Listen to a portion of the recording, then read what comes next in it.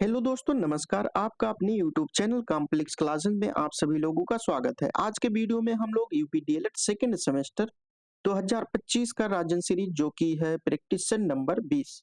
इसके पहले आप लोग नहीं देखे तो चैनल पर जाकर देख सकते हैं। ये हमारा एग्जाम पॉइंट ऑफ व्यू से जो है अंतिम प्रहार है और इस प्रकार से हम लोग जो है समाप्त करेंगे एग्जाम से पहले। प्रैक्टिस नंबर ये 20 है और सब्जेक्ट की बात करें तो सामाजिक अध्ययन है। और इसमें जो है हम लोग लघु उत्तरीय प्रश्न जो है कर रहे हैं। इसमें आपको जो क्वेश्चन देखने को मिलेगा 2016 से लेकर 2023 तक के जो है प्रश्न देखने को मिलेंगे और उसके अलावा एक्स्ट्रा भी क्वेश्चन मिलेगा। और इसके साथ अगर इसका पीडीएफ प्राप्त करना चाहते हैं तो आप लोग टेलीग्राम चैनल ज्वाइन कर सकते हैं जिसका लिंक जो है डिस्क्रिप्शन बॉक्स में दिया है। तो चलिए हम लोग देखते हैं प्रैक्टिस नंबर 20। इसके पहले हम लोग जो है 70 नंबर तक जो है कंप्लीट कर चुके हैं। आज के वीडियो में हम लोग 71 नंबर से कंप्लीट करने वाले हैं। तो यहाँ पे पूछा गया है और जो लोग अभी तक चैनल को सब्सक्राइब नहीं किए हैं सब्सक्राइब कर सकते हैं। तो चलिए आप लोग लास्ट तक वीडियो में बने रहिएगा। यहाँ पे पूछा गया कि गुप्तकालीन साहित्यिक प्रगति का उल्लेख कीजिए। यानी गुप्तकालीन साहित्य की किस प्रकार से प्रगति हुई उसका जो है हमको उल्लेख करना है। तो यहाँ पे देख सकते हैं कि उत्तर साहित्यिक उन्नति, यानी साहित्यिक उन्नति की दृष्टि से जो है गुप्तकालीन काफी अच्छा काल माना जाता है था। गुप्त काल साहित्यिक उन्नति का युग था और डॉक्टर त्रिपाठी ने के लिखा है कि यह स्वाभाविक ही था कि इस सुरक्षा और संपत्तिक समुन्नति की दशा में धर्म, साहित्य और कला तथा विज्ञान के क्षेत्रों में जो है सक्रियता बढ़े और उसकी उन्नति हो। वास्तव में यदि देखा जाए तो इस प्रत्येक क्षेत्रों में गुप्तों के शासन काल में अभूतपूर्व उन्नति हुई है। गुप्त वंशीय शासक तलवार के धनी होने के साथ साथ स्वयं भी जो है अत्यंत विद्वान भी थे तथा विद्वानों को आश्रय एवं प्रोत्साहन भी देते थे। जो विद्वान होते थे उनको आश्रय देते थे और उसके साथ साथ जो है उनको प्रोत्साहन देते थे और विद्वानों का जो है बहुत ही सम्मान करते थे। उनकी इस प्रेरणा के कारण गुप्त काल साहित्य की दृष्टि से चरमोत्त उन्नति पर जो है पहुंच गया था। गुप्त काल में साहित्यिक प्रगति अत्यंत अत्यंत तीव्रता से जो है हुई थी। गुप्त काल में जो साहित्य की प्रगति हुई थी वो जो अत्यंत तीव्रता से जो है तेजी गति से हुई थी। उसके बाद में हम लोग जो है 72 नंबर की बात कर रहे हैं। 72 नंबर में दिया है कि भारतीय संविधान की 4 विशेषताओं के बारे में लिखिए।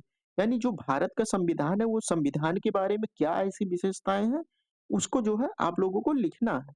तो भारतीय संविधान की विशेषताओं के बारे में देखें तो पहला यहाँ पे अगर हम बात करें तो व्यापक संविधान, यानी यह विश्व का सबसे बड़ा जो है व्यापक संविधान है और वर्तमान में इसके अनुच्छेद की बात करें तो 395 अनुच्छेद और उसके बाद में 22 अध्याय और 12 अनुसूचियां हैं। ये वर्तमान में है, ठीक है। जबकि अमेरिका के संविधान में केवल 7, कनाडा के संविधान में 147 और ऑस्ट्रेलिया के संविधान में 128 और दक्षिण अफ्रीका के संविधान में 153 ही अनुच्छेद हैं। इसीलिए जो है अपने भारत का संविधान जो है सबसे बड़ा संविधान यानी व्यापक संविधान कहा जाता है क्योंकि ये इसमें वर्तमान में जो है 395 अनुच्छेद से भी अधिक अनुच्छेद हैं। उसके बाद में लिखित संविधान, ये जो भारत का संविधान है ये लिखित संविधान है। इसका निर्माण एक संविधान सभा द्वारा एक विशेष समय पर किया गया था। इसके अलावा संविधान के अधिकांश तत्व जो है लिखित रूप में जो है उपलब्ध है, आपको देखने को मिलेगा। उसके बाद में थर्ड की बात करें तो संपूर्ण प्रभुत्व संपन्न लोकतंत्रात्मक गणराज्य। संपूर्ण प्रभुत्व संपन्न लोकतंत्रात्मक गणराज्य यानी भारत में भारतीय संविधान एक संपूर्ण प्रभुत्व संपन्न लोकतंत्रात्मक गणराज्य की व्यवस्था करता है। भारत किसी भी विषय पर निर्णय लेने में जो है स्वयं सक्षम है। भारत को जो है किसी दूसरे देश को जो है आवश्यकता नहीं है कि हमारे कानून में हस्तक्षेप कर सके। इसके अलावा भारत के राष्ट्र अध्यक्ष जो कि राष्ट्रपति का पद जो होता है वो अनुवांशिक ना होकर निर्वाचित पद होता है। अतः भारत एक जो है संपूर्ण प्रभुत्व संपन्न गणराज्य माना जाता है। उसके बाद में 4 नंबर की बात करते हैं तो एकात्मक लक्षणों से युक्त संघात्मक व्यवस्था। एकात्मक लक्षणों से युक्त संघात्मक व्यवस्था यानी भारतीय संविधान जो है एकात्मक लक्षणों से युक्त के साथ साथ जो है संज्ञानात्मक व्यवस्था है।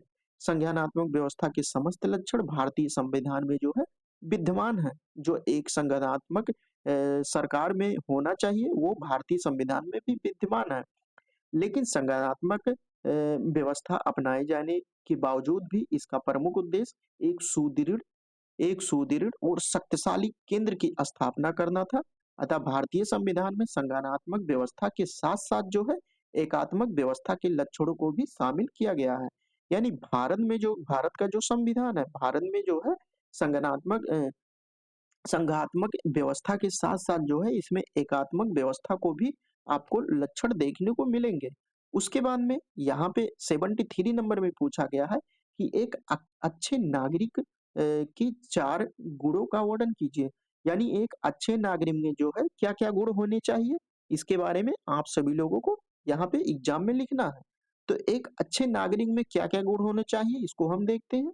जैसे हो गया एक अच्छे नागरिक के गुण होने के नाते यहाँ पे पर्यावरण संरक्षण में व्यक्तिगत स्तर पर अपना योगदान जो है सुनिश्चित करना चाहिए।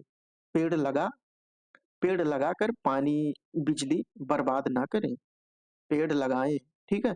और पानी, बिजली की बर्बादी ना करें। शोर-शराबा कम करें, कचरा इधर-उधर ना फेंकें तथा प्लास्टिक के प्रयोग को जो है बंद करें। उसके बाद में सेकंड में दिया है कि सार्वजनिक स्थानों पर उत्तरदायी नागरिक होने का जो है उदाहरण प्रस्तुत करें। उसके बाद में है स्वच्छता का जो है ध्यान रखें और अपने बच्चों को अच्छा तथा जिम्मेदार नागरिक बनाने के लिए जो है उनको शिक्षा प्राप्त करने के लिए स्कूल कॉलेज में भेजें। तो ये जो है हम लोगों ने देखा एक अच्छे नागरिक होने के नाते आपके अंदर क्या-क्या गुण होने चाहिए। उसके बाद में हम लोग 74 नंबर देखते हैं। 74 नंबर में दिया है कि सिकंदर लोदी की उपलब्धियां बताइए। यानी सिकंदर लोदी जो है किस-किस क्षेत्रों में उपलब्धि प्राप्त किया था, किस प्रकार से किया था, इसके बारे में आपको बताना है। तो सिकंदर लोदी की उपलब्धियों को जो है निम्नलिखित रूप से स्पष्ट किया जा सकता है। अगर फर्स्ट की इसकी उपलब्धियों के बारे में बात करें तो सिकंदर लोदी ने जो है पश्चिम बंगाल तथा गंगा नदी की घाटी पर जो है अपना आधिपत्य कर लिया था। उसके बाद में है उसने अपनी राजधानी दिल्ली से हटाकर जो है नवीन नगर आगरा में बसाया था। उसके बाद में है सिकंदर लोदी ने वस्तुओं के मूल्य घटाकर तथा उन पर जो है नियंत्रण करके लोगों की आर्थिक स्थिति सुधारने का जो है प्रयास किया था। चौथा है कि सिकंदर लोदी ने जो है भूमि की माप कराकर जो है भू राजस्व निर्धारित किया था। उसके बाद में दिया है 75 नंबर में दिया है कि इस्लाम के पैगंबर पर एक जो है संक्षिप्त टिप्पणी लिखना है। इस्लाम के संस्थापक जो पैगंबर पर जो है विषय में टिप्पणी लिखना है कि आप क्या समझते हैं इस्लाम के पैगंबर के बारे में। तो इस्लाम के संस्थापक की बात करें तो हजरत मोहम्मद साहब थे और जिनका जन्म जो है अरब देश में हुआ था। जिस काल में हुआ था उस काल में जो है अरब के निवासी जो है अज्ञानता के अंधकार में डूबे हुए थे। वो घोर रूढ़िवादी में जकड़े हुए थे। ऐसी विपरीत परिस्थितियों में जो है 7वीं शताब्दी में अरब देश में जो है इस्लाम धर्म का उदय हुआ। कब हुआ? 7वीं शताब्दी में। मोहम्मद साहब को इस्लाम धर्म का जो है प्रवर्तक तथा संस्थापक के रूप में माना जाता है। तो यहाँ पे आपके एग्जाम में पूछ ले कि प्रवर्तक इस्लाम धर्म के प्रवर्तक और संस्थापक के रूप में किसको माना जाता है? तो ये इसका जो है राइट आंसर हो जाएगा मोहम्मद साहब को। उन्होंने क्योंकि जो है उन्होंने ये मोहम्मद साहब ने इस्लाम धर्म के द्वारा लोगों को एक नया रास्ता दिखाया था और इस्लाम धर्म के प्रवर्तक प्रवर्तक हजरत मोहम्मद साहब का जन्म जो है 570 ईस्वी यानी हिजरी संवत के से 53 वर्ष पूर्व जो है अरब के मक्का नगर में हुआ था। 40 वर्ष की अवस्था में उन्हें सत्य का जो है दिव्य दर्शन हुआ था और एक देवदूत द्वारा इस बात का जो है संदेश प्राप्त हुआ था कि अल्लाह के अलावा दूसरा कोई ईश्वर नहीं है और मोहम्मद साहब उनके पैगंबर है। मोहम्मद साहब ने अल्लाह के आदेशों से इस्लाम धर्म का जो है प्रचार प्रसार किया। मोहम्मद साहब को ही इस्लाम धर्म के जो है संस्थापक और पैगंबर के रूप में दर्जा प्राप्त हुआ है। तो इस प्रकार से जो है ये इस्लाम धर्म के पैगंबर पर एक संक्षिप्त टिप्पणी इस प्रकार से लिख सकते हैं किस प्रकार से इसका मुस्लिम धर्म का जो है इस्लाम धर्म का उदय हुआ और इसके प्रवर्तक और संस्थापक कौन है, ठीक है, और किसने प्रचार प्रसार किया। तो चलिए हम लोग आगे देखते हैं। 76 नंबर में दिया है कि सेना के संगठन में अलाउद्दीन ने क्या सुधार किए। तो सेना के संगठन में अलाउद्दीन ने बहुत ही अच्छे सुधार किए थे। इन्होंने जो है क्या किया था कि सेना को जो है नगद वेतन जो है देने के लिए फिक्स कर दिया था। अलग-अलग प्रकार के जो सेना होते थे उनको वेतन दिया जाता था। तो सेना के संगठन में अलाउद्दीन ने जो है बहुत महत्वपूर्ण कार्य किए थे। अलाउद्दीन खिलजी को विजयों का श्रेय उनकी सुसंगठित सेना को जो है जाता है। अलाउद्दीन ने एक विशाल अस्थायी सेना का जो है संगठन किया था। उसकी सेना में जो है 4,75,000 सैनिक थे। उसने सैनिकों की नियुक्ति उनकी घुड़सवारी और शस्त्र चलाने की जो है योग्यता के आधार पर की थी। यानी कौन सैनिक घुड़सवारी कर सकते हैं, कौन शस्त्र चला सकता है, उनकी योग्यता के आधार पर जो है उनके सैनिकों की नियुक्ति किया जाता था। उनके यहाँ सैनिकों को हुलिया का जो है पूरा विवरण रखा जाता था। सैनिकों को नगद वेतन देने की प्रणाली भी अपनाई गई थी तथा घोड़ों पर जो है दाग लगाने की व्यवस्था भी शुरू की गई थी। उसके बाद में है 77 नंबर। यहाँ पे दिया है कि भक्ति काल के प्रमुख संतों के नाम लिखिए और किन्हीं दो संतों के प्रमुख उपदेशों का वर्णन कीजिए। तो भक्त काल के जो है अनेक संत हुए हुए हैं, जैसे हो गया माधवाचार्य, रामानंद, कबीर, नानक, रामानुजन और निम्बार्क आदि। ये सभी जो है भक्ति काल के प्रमुख संत के अंतर्गत आते हैं। उसके बाद में प्रमुख संतों के उपदेश निम्न है। यहाँ पे पूछा गया है कि किन्हीं दो संतों के प्रमुख उद्देश्यों को लिखिए। यानी जात प्रथा तथा मूर्ति पूजा का विरोध और भक्ति के द्वार ही मोक्ष प्राप्ति का जो है मार्ग बताना, ये इनके जो है ये उपदेश होते थे। उसके बाद में हम लोग देखते हैं उत्तरी ध्रुव की जो है खोज के बारे में लिखिए। यानी उत्तरी ध्रुव की खोज जो है किस प्रकार से हुई है इसके बारे में लिखना है। तो उत्तरी ध्रुव पर जो है पहुंचने वाला पहला सफल प्रयास जो है रॉबर्ट पियरे को जाता है। इन्होंने जो है ये जो पृथ्वी का उत्तरी ध्रुव है, ये उत्तरी ध्रुव हो गया, ये दक्षिणी ध्रुव, ये भूमध्य रेखा, ये क्या होता है, ये कर्क रेखा और ये मकर रेखा, ये आपका होता है भूमध्य रेखा। इसी को कहते हैं विषुवत रेखा। ये नॉर्थ पोल हो गया और उसके बाद में ये साउथ पोल हो गया।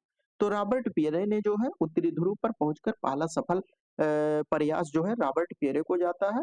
और इससे पहले ही कई प्रयास हुए थे लेकिन वे जो है विफल हो गए थे, यानी सफल नहीं हुए थे।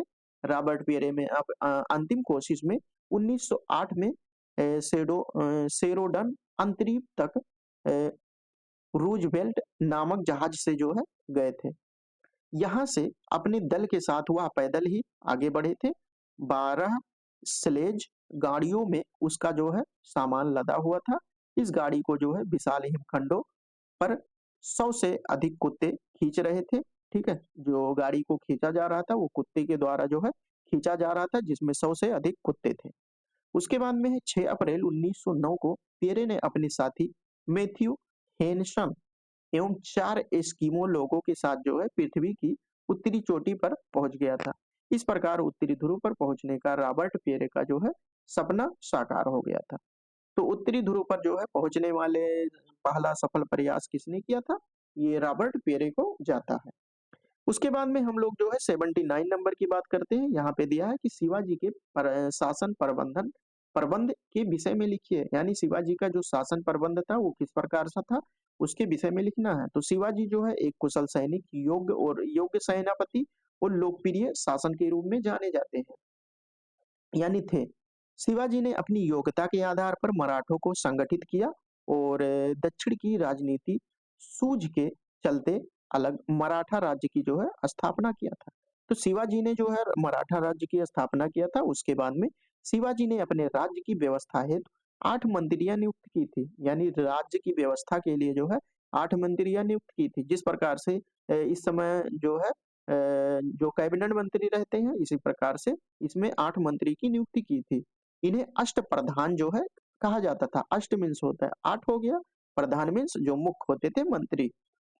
प्रत्येक मंत्री जो है सीधे राजा के प्रति जो है उत्तरदायी था और पेशवा का पद जो है सबसे महत्वपूर्ण होता था इसमें शिवाजी के शासनकाल में।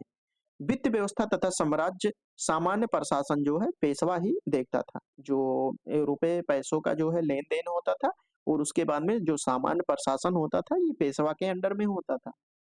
थर्ड नंबर की बात करें तो साम्राज्य की सुरक्षा और विस्तार है तो शिवाजी ने एक नियमित और अस्थायी अनुशासित सेना की व्यवस्था की, जिसे जो है नगद वेतन दिया जाता था। ये अलाउद्दीन खिलजी भी किया था। उसके बाद में 80 नंबर में दिया है कि पृथ्वी के आधा स्तर में कितनी परतें हैं, संक्षेप में लिखिए। तो पृथ्वी के आंतरिक भाग में जो है 3 मुख्य परतों में बांटा गया है पृथ्वी को। कौन-कौन से? भूपर्पटी, मेंटल कोर यानी क्रस्ट, मेंटल कोर। क्रस्ट जो ऊपरी परत होती है मेंटल बीज का, और कोर जो है ये बिल्कुल केंद्र का परत होता है, यानी बिल्कुल जो पृथ्वी का सेंटर रहता है ये कोर हो गया, भूपर्पटी ऊपर का, तो ये जो होता है मेंटल ये बीच का होता है। तो चलिए हम लोग जो है एक-एक करके देखते हैं कि भूपर्पटी, भूपटल की सबसे ऊपरी परत जो है, यहाँ पे देख सकते हैं भूपर्पटी की सबसे ऊपरी परत को जो है भूपर्पटी के नाम से जाना जाता है।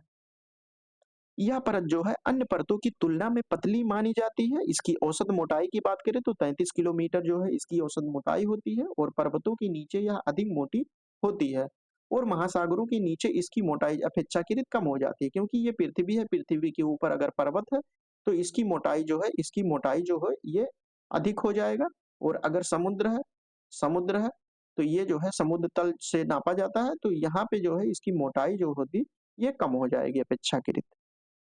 उसके बाद में मेंटिल के बाद में क्रस्ट, मेंटल कोर। इसके बारे में अगर बात करें तो भूपर्पटी के नीचे की परत जो 2900 किलोमीटर की गहराई तक विस्तृत है उसे जो है मेंटल कहते हैं। मेंटिल ठोस शैलों से जो है ये बना होता है, और उसके बाद में हम बात करें कोर की, तो कोर जो है पृथ्वी की सबसे आंतरिक परत होती है, ये सेंटर में होता है, और जो कि निकिल और लोहे जैसे खनिज तत्वों से जो है बना होता है। इस परत में 2 भाग होते हैं, बाह्य और आंतरिक कोर। जहाँ एक और बाह्य कोर जो है तरल अवस्था में रहता है, वहीं जो है दूसरी ओर आंतरिक कोर जो है ये ठोस अवस्था में रहता है। तो इसमें जो है ये सॉलिड स्टेट में भी पाया जाता है, सॉलिड स्टेट, और उसके बाद में लिक्विड स्टेट में भी पाया जाता है। तो इस प्रकार से हम लोगों ने जो है प्रैक्टिस सेट नंबर 20 कंप्लीट हो गया है। ठीक है? और इसके आगे जो है हम लोग कल के वीडियो में जो है बात करेंगे, ये आपके एग्ज़ाम के पॉइंट ऑफ व्यू से ये अंतिम प्रहार चल रहा है, जो कि बिल्कुल आप लोगों के लिए जो है ये वीडियो सहायक होगा। तो दोस्तों, उसके बाद में अगर आप लोग पीडीएफ प्राप्त करना चाहते हैं, अगर इसका पीडीएफ प्राप्त करना चाहते हैं तो आप लोग जो है टेलीग्राम चैनल जॉइन कर सकते हैं, वहाँ पे आप सभी लोगों को पीडीएफ प्राप्त हो जाएगा। और सोशल मीडिया से अगर हमसे जुड़ना चाहते हैं तो आप लोग जो है फीडबैक दे सकते हैं कहीं भी, इंस्टाग्राम, फेसबुक, टेलीग्राम, व्हाट्सएप कहीं पर भी। तो चलिए आप लोग तैयारी करते रहिए, और जिसको जो है वीडियो अच्छा लगा हो, अगर ऐसा लगता हो कि एग्जाम पॉइंट ऑफ व्यू से जो है पढ़ाया जाता है, क्योंकि ये पीडीएफ बनाने में जो बहुत मेहनत लगता है, वहाँ से जो है टाइपिंग करो, उसके बाद में उसको मैनेजमेंट करो, बहुत ही मतलब मेहनत लगता है, तो आप लोग लाइक कर सकते हैं, शेयर कर सकते हैं, और जो लोग अभी तक चैनल को सब्सक्राइब नहीं किए, सब्सक्राइब कर सकते हैं।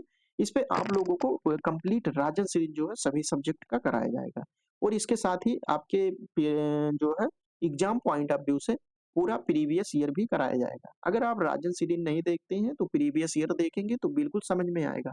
लेकिन अगर आप पहले राजन सीरीज देख लेते हैं, उसके बाद में प्रीवियस ईयर क्वेश्चन करते हैं तो बिल्कुल एकदम समझ में आएगा। तो चलिए दोस्तों, हम लोग कल के वीडियो में मिलते हैं, तब तक के लिए जय हिंद, जय भारत।